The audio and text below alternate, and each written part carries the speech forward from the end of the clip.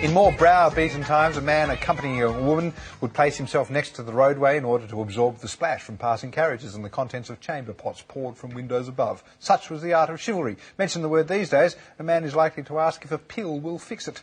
Well, surprisingly, a global survey has revealed that Aussie blokes rank as the third most chivalrous in the world, stomping all over the Poms, who clearly need to lift their game as well as their bowler hats. Dating expert Carolyn Clydesdale is here with some advice. Good morning, Carolyn. Good morning, how are you?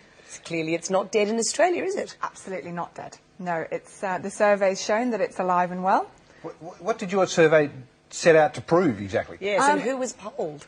We polled thousands of singles across the globe, and they were asking if it was indeed dead, what was expected in terms of dating expectations for men and women.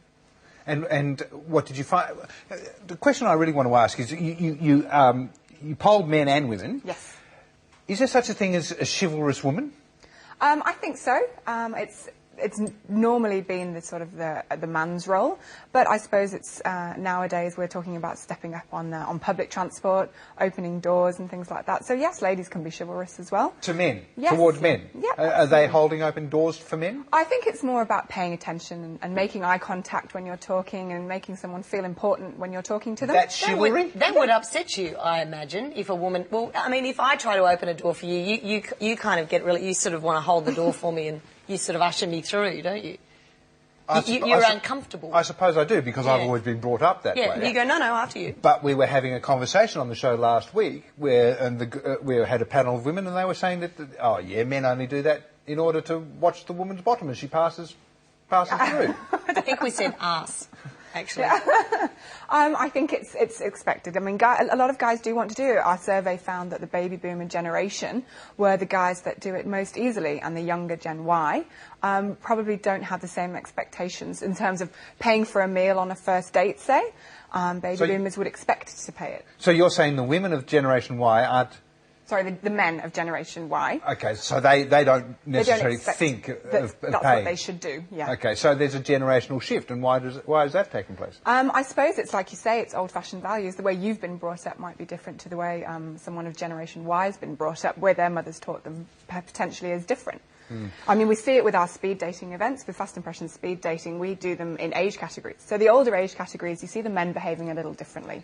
They will make sure that the ladies have got a drink ordered, and they'll hold back on the canapes, and potentially the younger guys might swoop in a little more. The older guys will hold back and offer the lady some canapes. All right, let's talk about the Poms, because they failed dismally, didn't they? And I would have thought that the Poms might have been perhaps amongst the most chivalrous in the world. That's what we thought originally as well. I mean, the CEO of Fast Impressions, Justin, is an English guy as well. So we were quite interested to see that it was actually Canadians in the lead and Americans after them, and English after Australians, where you would think that English had sort of set the boundaries, I suppose, but no. Well, I think that because, you know, we imagine the British fellows wearing their cravats and their top hats, and we expect that perhaps that went with the day. Yep, and times are changing. I suppose it's they've got to pick up the pace a bit. So they've turned into yobs. Yes, probably. All right, so what marks a chivalrous man? What is he doing to make him chivalrous or seem chivalrous? I think, like I mentioned, it's paying attention when you're when you're talking to a lady. Little things. It's not being expected to have champagne and caviar and flowers. That's not really what it's about. It's about paying attention, caring about the person that you're talking to, opening the door because you want them to be more comfortable.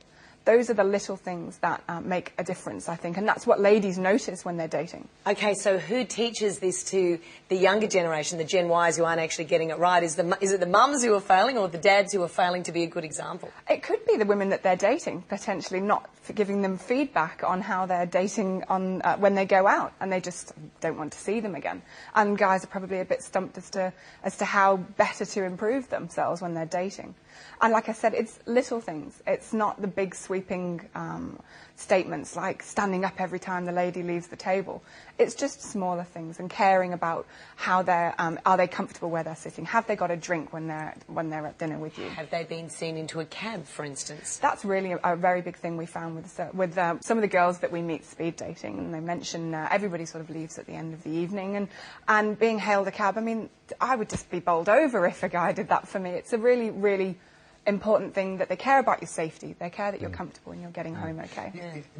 Do you feel that men can suddenly learn this, or is that just a bit too suspicious? I think there's a degree to being overzealous. I think they would probably look a bit fake if they started making big sweeping actions. But the little things, and I think it's a bit more about the guys remembering to be aware. Be aware of the lady that you're dating and ask questions that are interesting to her. Give her a chance to speak about herself. Things like that, I think, will come with time with guys. As long as they're aware that's what they're supposed to do. And in reverse, the same thing should happen, shouldn't it?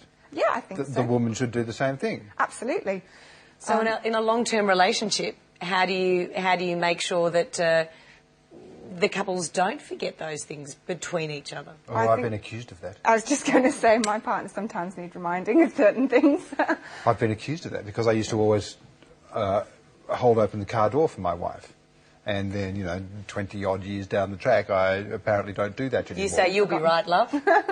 Is that terrible? Have I lost my chivalry? No, I don't think you've lost it. I think it's still there. Obviously, it was been in you from when you were brought up. It's just remembering. And maybe ladies need to take responsibility to remind the guys of what they need to do. Again, teaching them in a roundabout way. We're very good at that. So perhaps my wife should stand at the car door waiting. Tapping her toe. I may just drive off. All right, good to talk to you. Thank you. Thank you.